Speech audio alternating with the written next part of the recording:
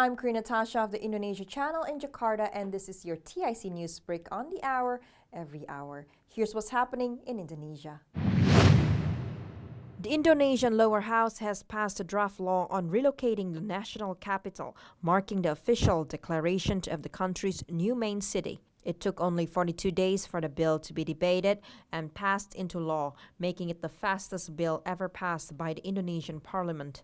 There was almost no opposition to its ratification, as the majority of Indonesian parliament is controlled by the coalition parties supporting President Joko Widodo's administration. The government said a new capital was needed as Jakarta is threatened by routine flooding, heavy pollution, earthquakes, and is rapidly sinking. The government and lower house have agreed on a new capital city called Nusantara in East Kalimantan, a province on the island of Borneo.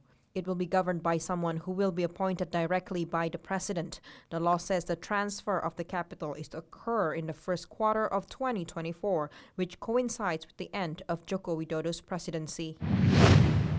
Multiple people have died while being illegally detained at a prison cell run by disgraced Langkat district head Terbit Rencana Perangin-Angin in North Sumatra.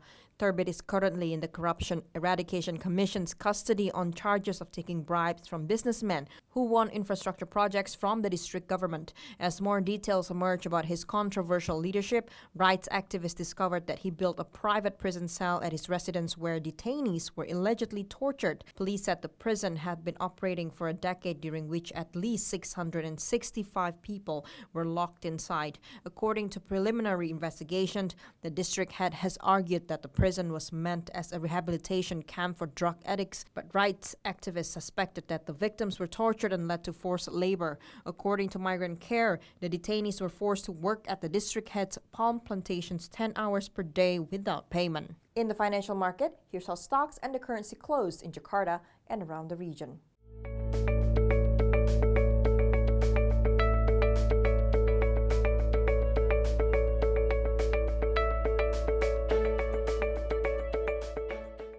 Hot days followed by evening showers are predicted in most parts of the archipelago. Here's the complete weather forecast.